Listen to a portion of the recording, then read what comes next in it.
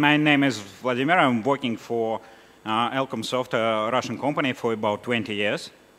We have 25 people on our team, some are researchers and developers and so on. And everything we're doing, we're cracking for food, in other words, writing the password recovery software mostly. Today I'm going to tell you about our research on smartphone forensics.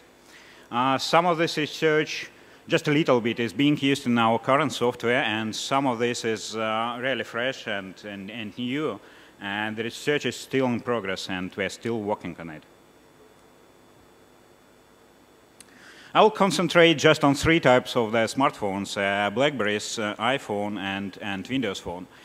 We didn't take our hands on the Android devices yet that now have a huge part of the market, probably about 60%, but the problem is that nobody in our company really loves Android. I'm really sorry for Android users. I'm mostly using the iPhones, probably 90% of our team. That's just probably historically.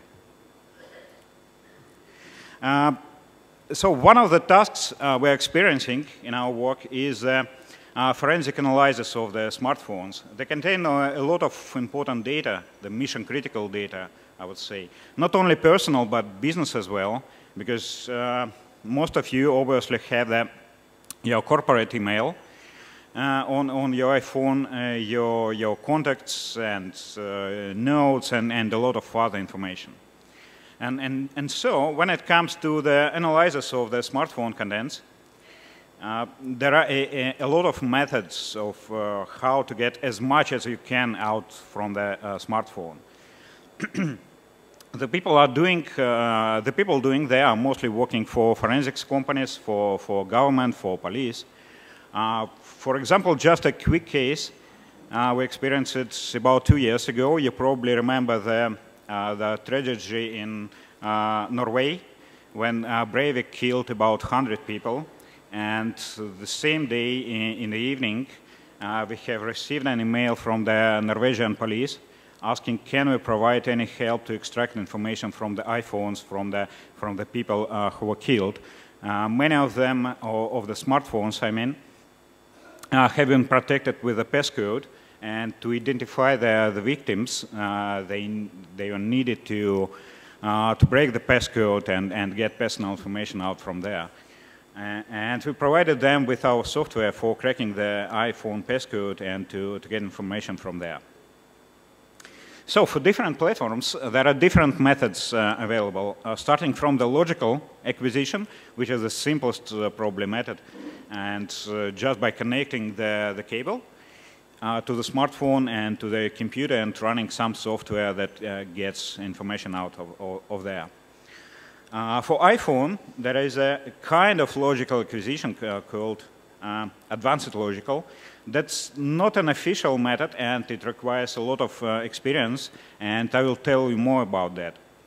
It is really similar to the simple logical, but gets more information out there. There is also physical acquisition, and which gets more from the smartphone.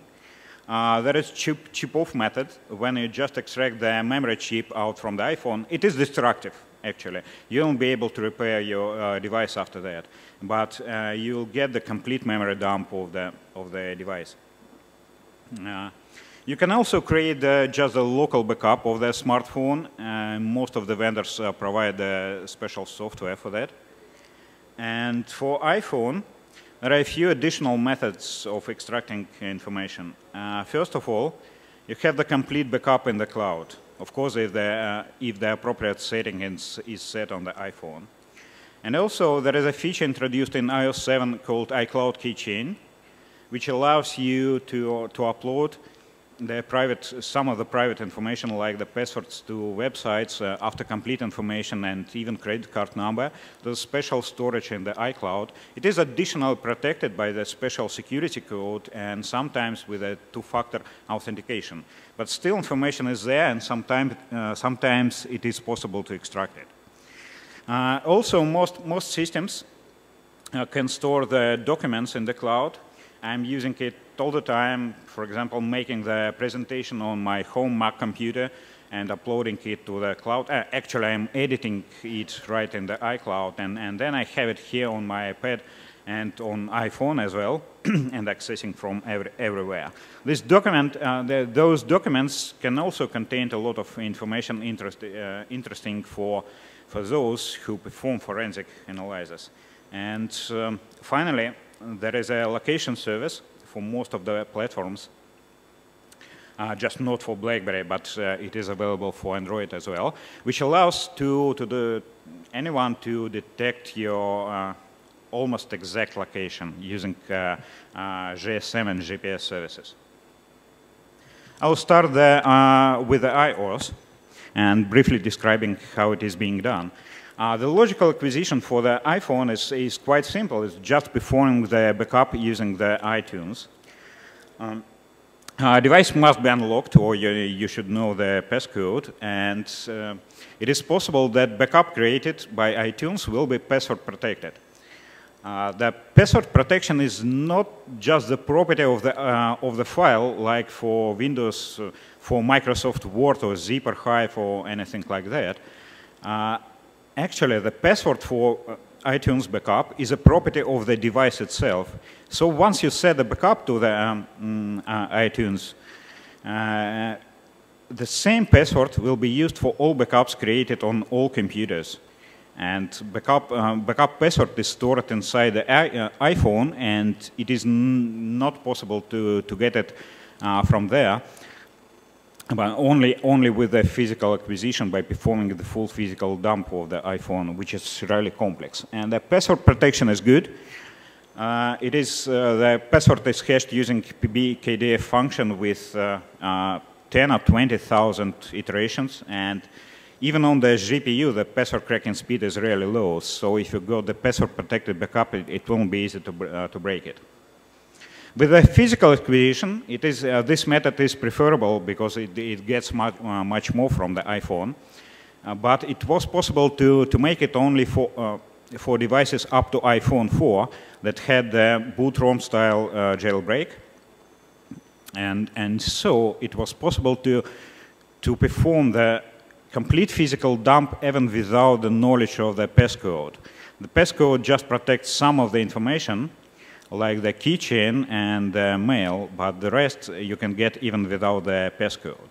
For A5 and later devices, so starting from iPhone 4S, including the latest iPhone 5S, there is no boot ROM jailbreak, and so you can perform the physical acquisition if the user mode jailbreak is installed already, or if the device is not passcode protected, and so you can install the jailbreak itself.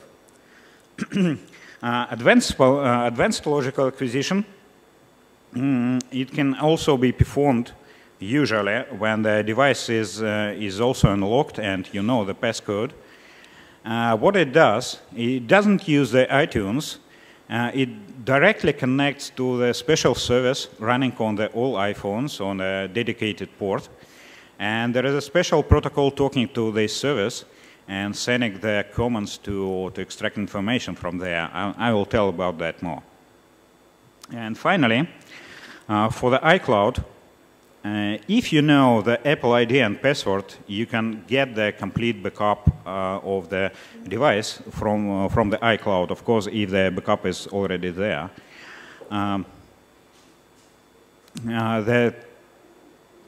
The main advantage of this method is that you don't need to have the device itself. You only need to know the Apple ID and password.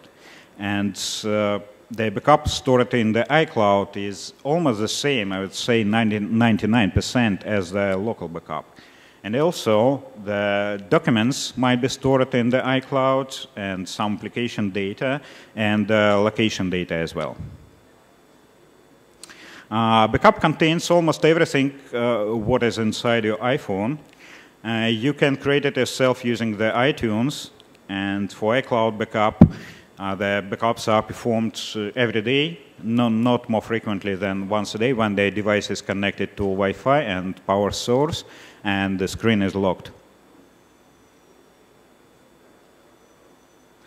And here is the screen. I'm not sure how it is visible. The backups created created by iTunes or by iCloud use their own special format, which is encrypted, and you don't even see the file names of the data which is stored on the iPhone. But on the market there is quite a lot of tools, both free and commercial, which can analyze both types of the backup and show the complete file system of the iPhone. Here is a screenshot of one of them. You can get all the device information, SMS messages, contacts, and so on.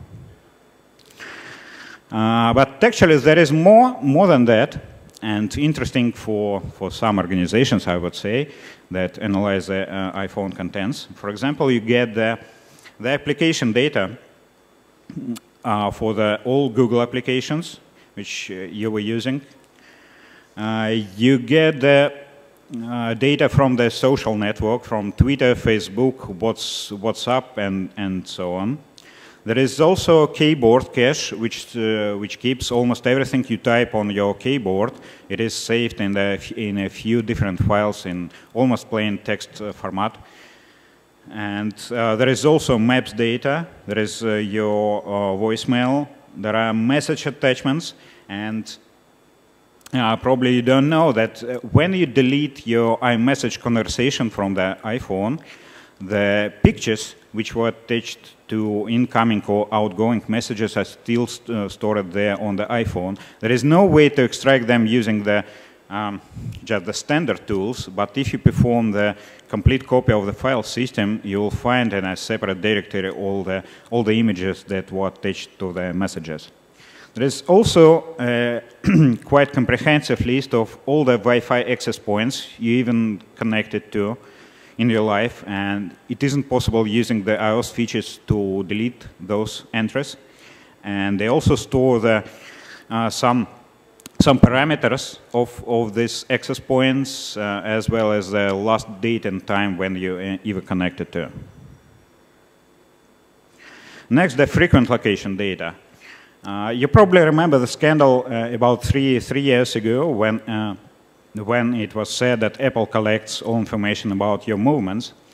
Actually, Apple just keeping the database of the GSM and Wi-Fi access points you connect to make you faster to connect next time. But in the iOS 7, now this information is stored for 50 days only, and then it is replaced with more fresh data. But still, there is a lot of data collected, and you can see the map of my location where I moved, and the first item is home. I never said that it is my home, and somehow Apple detected that it is my home address. And for all the location, the exact time is recorded when I came to this place and when I leave. Here is the database with the location data stored in the iPhone. You won't be able to get it using the backup at all. You can only extract it using physical acquisition or advanced logical, and you will also have for advanced logical to install the additional program which will allow to perform a more complete file list from the device. So you can see the tables for the Wi-Fi access points, for GSM, for LTE, and so on. And there are exact location of all those Wi-Fi access points, even those you haven't connected to, just once your device ever seen, and with the exact location of this point, and with some additional information on that. And this information may allow you or investigator to retrieve the complete map of your movements from your smartphone. Another story is you've probably seen the device on the Black Hat. It is a very small device which looks like a simple charger, but it is not a charger. It is just a device with a USB port, and once you connect to it, this is actually a very small computer based on the Beagle board. And what it does is it is using the The same protocol as iTunes use for backup. It's not charging your device, but just extract everything from your iPhone as soon as you unlock it. And it doesn't matter that it has a passcode. You just trust this charger. With the iOS 7, it has been improved a little bit. And once you connect to the USB port and the device detects that it's not a simple charger and there is something behind it, it asks you whether you trust this computer, and only after that the trust relationship will be established. But still, many people don't pay much attention to that and just click trust. And what happens next, this device behind it can extract almost everything from your iPhone and decrypt it. Here is how it's being done. If you press trust, the iOS creates a pair of records of encryption keys which are stored on both the computer and the device. Here is the location where they are stored. You can check this on your Mac computer, for example. And here is the screenshot from my Mac. I have connected a lot of iOS devices to it. And then, if you connect to the lockdown service lockdown daemon, you can send a command to perform the complete backup the same way as iTunes does. You can install any software to the device without the knowledge of the passcode. You can get complete device information, synchronize data, make the screenshot of the device, get the device diagnostic information, and even put the device into recovery mode. This is like a backdoor in iOS-based products. So for jailbroken devices, you can get almost all the contents of the file system. For non-jailbroken one, it is a little bit less. But still a lot of interesting one, which is not available in a plain backup. And it works even if the device is passcode locked, and you only need the parent record you can get from the computer and use this parent record on any other computer. And once the device is paired, you can even connect to this service using not the USB cable but over the Wi-Fi, and probably even through the 3G networks. We don't know. Next, let's go to the iCloud. Here is the iCloud control panel. It is available on both Mac and Windows, and you can see what items are synced with the iCloud. And if you go to backups, you'll see a list of devices and the time they were last backed up to the iCloud and the sizes of the backup. But all you can do with the iCloud backup is just restore a new device from it. Apple doesn't provide you any other feature to retrieve the information from the backup. And it isn't possible to make it from the iTunes. It can be performed, the backup itself, only over the Wi-Fi. So how we have reversed it? We have installed the jailbreak on the iPhone, and then we installed OpenSSH, get the keychain over the iPhone, and then performed, deleted the iCloud settings, made the reset, rebooted, and then we set up the proxy. So from now and then, iPhone connects to all networks using our proxy, and replaced the keychain in the iPhone with our own one, and replaced the trusted root certificates. So now we'll be able to read all the traffic by decrypting all the packages. Technically, here is how the files are stored in the iCloud. They're split into chunks, and the chunks are grouped into the containers. And there is a special map that describes what files contains from what chunks. The purpose of that is make the backup more compact, because there is quite a lot of files that contain duplicated data. And so this way the backup actually is stored much more compact than the complete backup. So after analyzing the backup protocol, how the restore is being done, we have found that there are a few comments. First of all, we have to authenticate using the Apple ID and password, and we get the authentication data. Then we send another request called get account settings using the authentication token we got on the previous step. And then with the next comment, we get the list of backup IDs for the given Apple ID, because you can have multiple devices connected to the same Apple ID. And then for every of those backups, we need to send another comment to get the encryption keys. For every backup, for every device, sorry, we then enumerate the snapshots. What are snapshots? Actually, iCloud stores not just the single backup in the cloud, but three last backups you ever made. So if you are doing the backups on a regular basis, that will be backups from today, from yesterday, and from the day before yesterday. Backups are incremental, so only the changes are stored, and so the first most complete backup will be almost the same size as a device size. The second will be much smaller, and the third one will be much smallest. And then we retrieve the authentication tokens for all the files and get the exact location for the file chunks using another command. And then we retrieve the chunks itself. And you probably please pay attention to that actually the chunks are stored not on Apple service, but on Windows Azure, on Microsoft, and on Amazon services.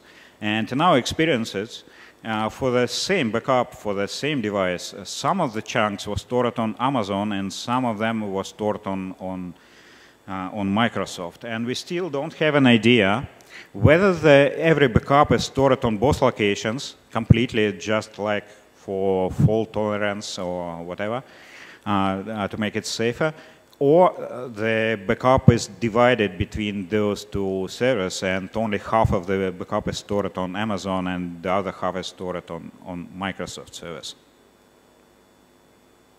Here's how the encryption of backups is being made. Actually, the encryption keys are stored along with the data. I can't understand what kind of encryption is that if the encryption key is together with the data.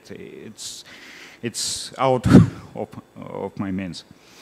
And here is the pseudocode. The encryption itself is good. It is based on IS 256 bits.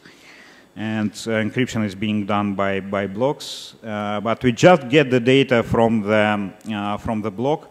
And by particular offset, we get all the data needed to get the encryption key, and then we encrypt all the data the same way the device does that. So, briefly, a summary of backups information in the iCloud. As I said, all the data is encrypted there, but there is no definable encryption. You cannot set the additional password on the backup like you do that for the local backup, but only for iCloud one. And Apple obviously has the encryption keys for all this data. And some information in backups are encrypted additionally with the other keys, but they're also stored with the data. The only thing we cannot decrypt from the iCloud backup is the keychain itself, because it is encrypted using the hardware key, which is unique for your particular device.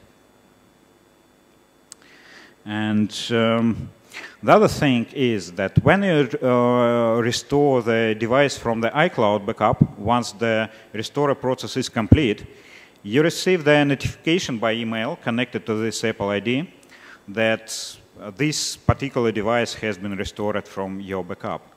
If we download backups using the protocol I briefly described, there is no notification and no messages. And so once we introduce that in our software, most users of this software to retrieve backups wives and husbands looking at the backups to retrieve the communications of their spouses and so on, and also the special forces, of course, and forensic people. Next, FindMyPhone.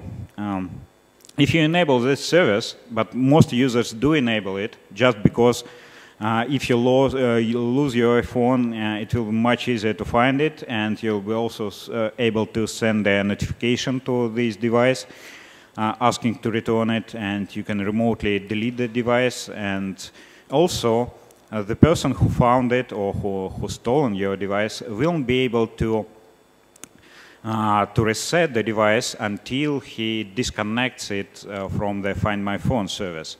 Now with the iPhone 7, if you disable the FindMyPhone service, you're prompted for the password to your Apple ID.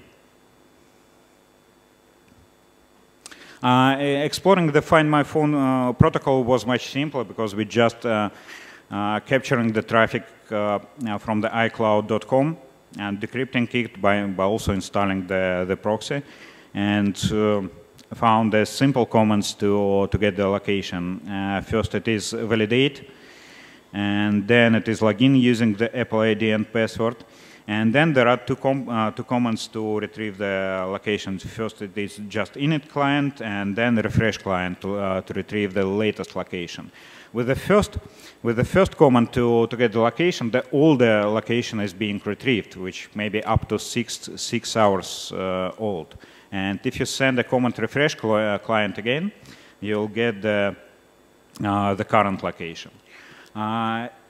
Please note that if you'll send those commands frequently to get the location, the battery of the iPhone will be drawn very fast, because GPS service consumes much power. And when the location is retrieved, the Apple server is sending a special push request to the device, and device returns the current location. Then iCloud documents, which you can use on iPad or iPhone or other iOS-based device. Here is the control panel. What we are doing to get the files from the cloud. Again, Apple doesn't provide any means to get the files from the iCloud.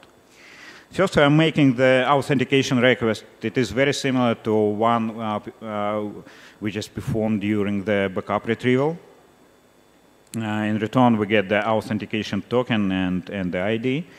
Then every file is also split into chunks, almost the same way as in iCloud backups. And the output from this command is the list of the chunks with the exact addresses and the information of every chunk. For iWalk documents, for Keynote pages and numbers, the files are stored in the iCloud not as a single file, but as a package. If you go to iCloud.com and try to download any file stored there in iWalk format, you'll be offered two options. You can download in a native format. You can download it in Microsoft Office compatible file format or in PDF. And the conversion is actually being done right on the server. Every file for those three formats is stored as a plist, which is like an XML file, and the actual contains the database with the text and media files, pictures, videos, and whatever. And again, to retrieve the file, we first send a validate and login commands, and then we can send the export command. The export command works only for packages. And as a parameter, we set what particular format we want to export the file to PDF, to native format, or to Microsoft. And then we just need to wait, and from time to time they send a command to check the export status, and once the export is complete, we can download the converted file. It is temporarily stored on the server. For the latest version of iWalk, there was some changes have been made, and even on the Mac computer, the files are stored like in iCloud, like a container with many files, and they could be password protected, but the hash of the password is stored in in a file with a predefined name. It is also uses PBKDF function for SHA-1 with 100,000 operations, so it is virtually not possible to break the encryption. Next, iCloud keychain, probably the most interesting part, which was introduced in iOS 7. Once you enable the iCloud keychain on the iPad, iPhone, on a Mac computer, you first being asked for iCloud security code. By default, this security code is offered. iOS 7 offers you to set the same security code as your device passcode if you enable it on your iOS device. You can, of course, use a different security code, but still, by default, it is only 4 digits. And if you click on the more recovery options, you'll be offered to set the alphanumeric password. You can actually skip this step and don't set the security code at all. This way, you'll be able to enable the iCloud keychain on the other devices using only two-factor authentication. You have to select one like trusted device, which will be used to send you SMS notification from Apple service. And every time when you tune the new device to use the iCloud keychain, you'll be prompted to enter the special codes which is being sent to you by SMS. So without security code, your system is safer. But think about that. What is going to happen if you lose your trusted device? For example, your main iPhone. You will lose your iCloud keychain completely.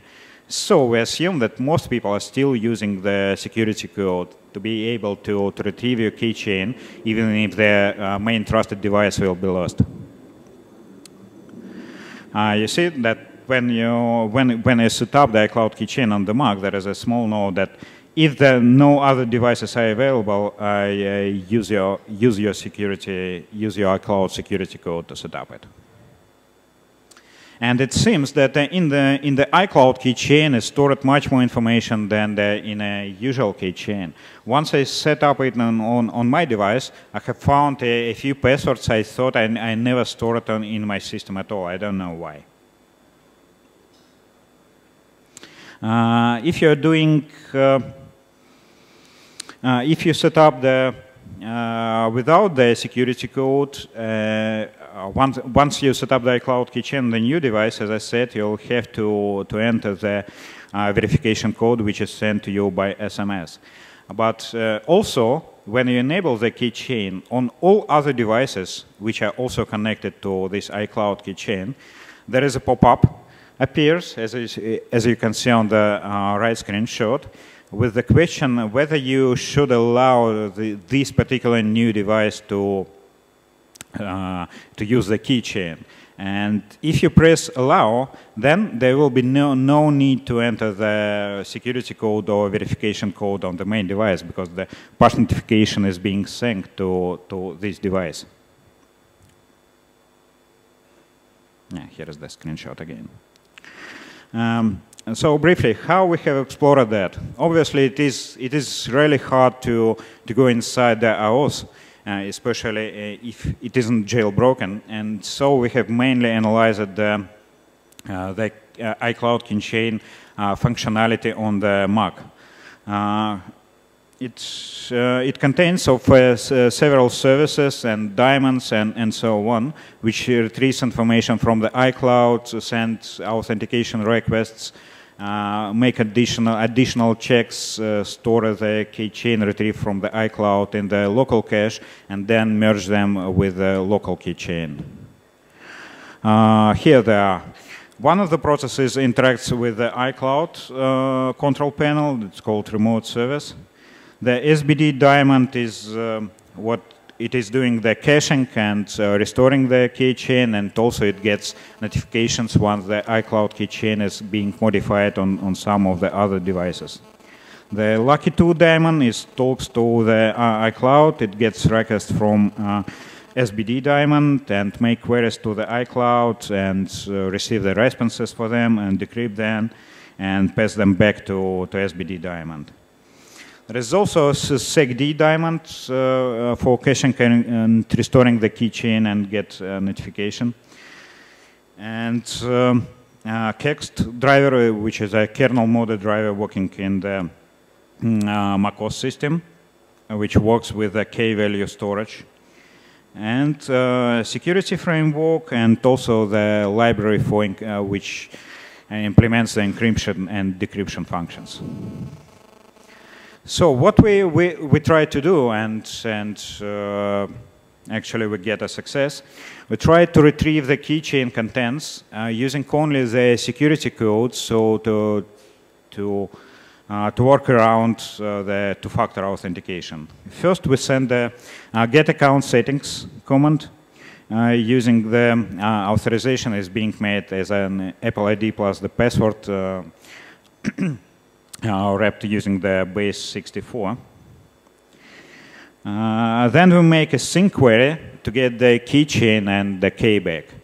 The keychain is encrypted using the key stored in the key back, and the keyback is also encrypted itself. But you can retrieve both of them even if you don't have the security code and the other device to get the SMS notification with the verification code and so on. But both of these data, keychain and keyback, are encrypted, so they're useless without the encryption keys. Here is the comment we receive in return to the previous request on the sync command, and we also get the data with the base 64 encryption. But then we need to send a command to verify whether the SMS verification is needed for this particular account, and it is a command called get SMS targets, and what it returns, and the other comment is enroll request phone number, and so we can also retrieve the phone number used for that SMS verification.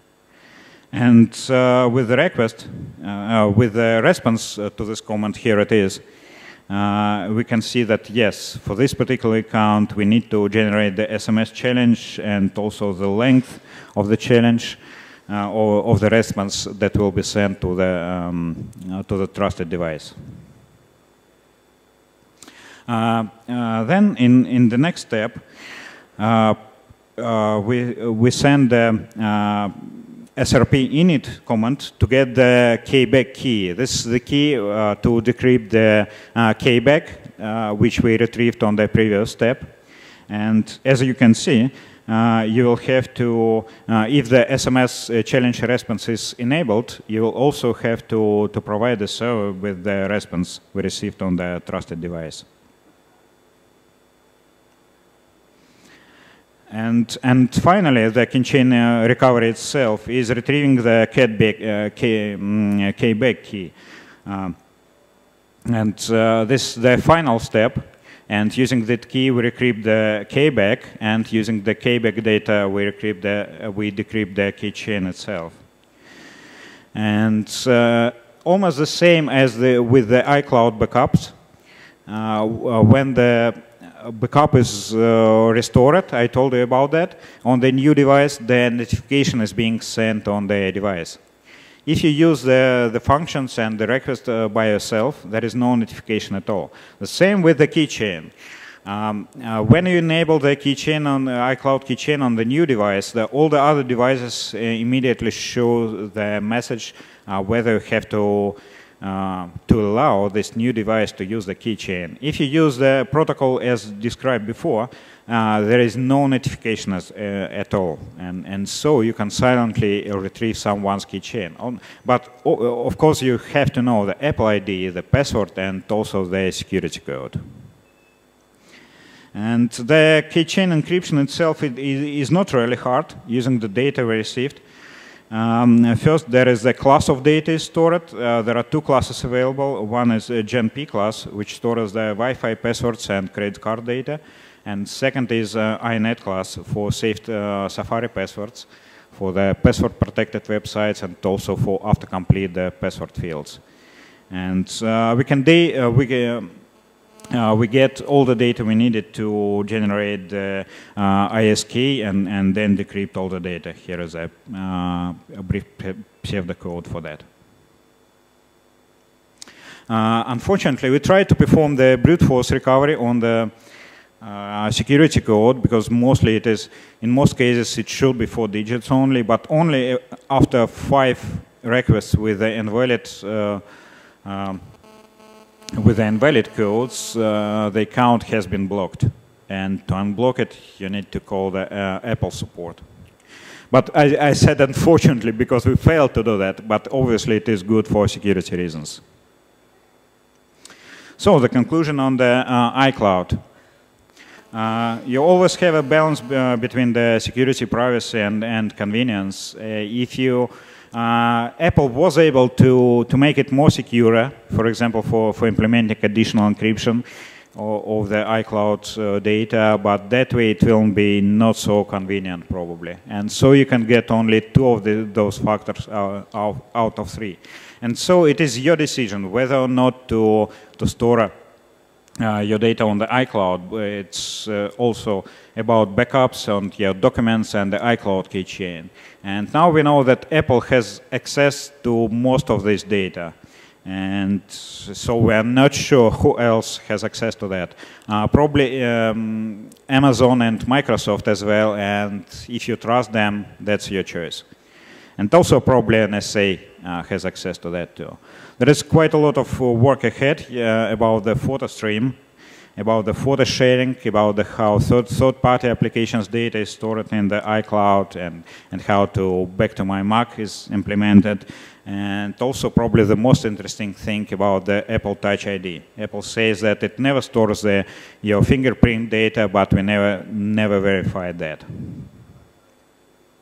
I'll also briefly tell you, I don't have much time left, about Windows Phone backups. There is no complete backup available in the cloud, but you can use synchronization to sync your notes, your contacts, SMS messages, and so on. And so we cannot extract the full backup data from the app, from Microsoft service. We can use the Microsoft Leaf SDK to extract most of this data. There are 3 kinds of API. Identity API to get the basic information on the user and on the device. There is Hotmail API to work with contacts, calendars, and events. And SkyDrive API to work with files, documents, photos, and videos. In general, work with all this kind of data is almost the same. We perform the authentication first, and to get the authentication token. And in the bottom right corner, there is the steps we need to do. First, we request the folder hierarchy. All the data is stored on the Microsoft service in folders. And then we can retrieve, we should retrieve the sync keys for all those folders. And for every folders, we send a command to retrieve the number of items for every of those folders. And here are standard folders available on Microsoft for the, that's, you can see not only for mail, like inbox, drafts, and so on, but also for tasks, notes, calendars, and so on. And so basically all the commands are the same, it just change the ID of the folder and to get all information out of there. The only difference is that to retrieve SMS messages, there is something else. There is 1 or 2 extra steps you have to perform. After retrieving the, making the folder hierarchy and sync keys commands, the same as for notes and books and so on. We send the categories items command and then get items estimate to get the numbers of SMS, and then there are special commands called get SMS to retrieve the next message from the which is stored on the cloud, and then we need to send the get closed SMS to retrieve the new synchronization key. Retrieving the mail has been performed by actually sniffing the protocol once you go to windowsphone.com.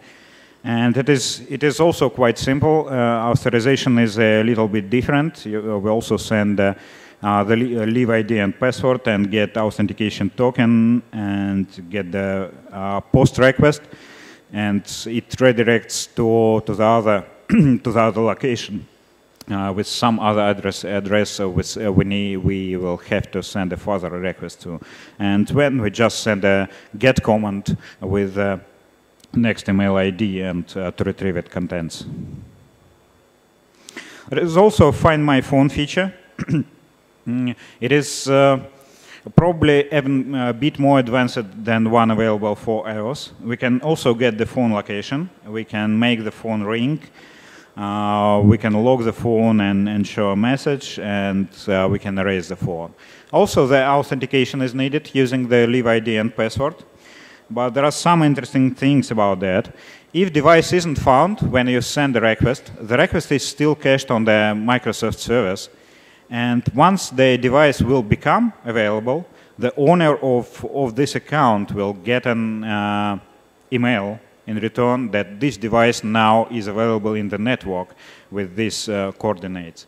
And so, if you are spying over someone else's phone, and if you send this command and the device is not available now, when it will become available, this person will know that someone has been requested his location. Also, if there are a few devices connected to the same leave ID account, we need using a special command to set like an active device, a current device we are working with. And this change is being saved on the Windows server. And so again, if we change this current device, which is currently there, the person will probably know that once logging into windowsphone.com. And finally, the number of requests to get the location of the device is limited per day. So on the next request, I don't remember after how many of them, probably 10 or 15, you'll get a response that you have reached your limit of the queries. And finally, about BlackBerry backups. BlackBerry doesn't allow to save backups to the cloud, but using the BlackBerry desktop software that was available for all the BlackBerry devices, you were able to create the local backups almost the same way as with iTunes. The encryption with the BlackBerry desktop software versions 5 and 6 was simple enough, especially for version 5. The password verification contained just one SHA iteration, and the speed of recovery of the password were millions or even tens of millions. With BlackBerry Desktop 6, probably after release of our software for cracking all the backups, the BlackBerry has improved that and made 20,000 operations, and so you can crack the backup only on the GPUs. But with the BlackBerry 10, everything has changed completely. Now backups are created with the other software called BlackBerry Link. It also creates a local backup with tar files inside with all information is there. But all these files are encrypted. You don't set the password itself to BlackBerry backups. But the password, or actually the encryption key, is stored inside the device in a special cache storage. And this encryption key for backups is unique for every BlackBerry ID. And it is generated by BlackBerry service at the time when you activate your device and create your BlackBerry ID at the first time. So you won't be able to read the contents of your backup at all. You can only restore it to the same device or to the new device. And moreover, to restore from this backup to the new device, you'll have to set up this new device with the same Apple ID first. So the same encryption key will be generated on the device and stored there. And the encryption and decryption of the backup is being performed by a special service running on the BlackBerry itself. Here is how we have done it. BlackBerry 10 is based on the QNX operating system. Backup is encrypted with AES 256. And authentication of the backup using the hash terms is performed using the HMARC SHA-1. And most of the work being done by the backup arch service running on the BlackBerry. And the encryption is also being done inside the device using the Scramble service. So you can reverse the BlackBerry Link software running on the desktop, but you'll see nothing there. Just send a comment like, give me next backup block, or here is the next block to you to restore on the device. All the data inside the BlackBerry Link is encrypted, and all the encryption is running on the BlackBerry itself. And Scramble service is probably the most interesting one. It is using the BlackBerry ID. And the encryption key used to encrypt the device is called QBAC, and it is stored in the cache storage. And if the encryption or decryption service doesn't find this encryption key in the cache storage, it makes a request to a special so-called secret BlackBerry service called Olympia. First, we need to make a request to the BlackBerry token service to receive the token. And in return, we receive a few data, server entropy, authentication token, and the special ID to be used in the BlackBerry cloud services.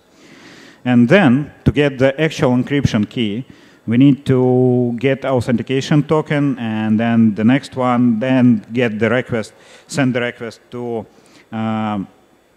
for authentication QBAC token. Then we need to register the device on the BlackBerry server. Actually, there is more than 2 parameters, like a BlackBerry ID and a password to BlackBerry ID to get the QBAC. The third parameter is needed is the PIN.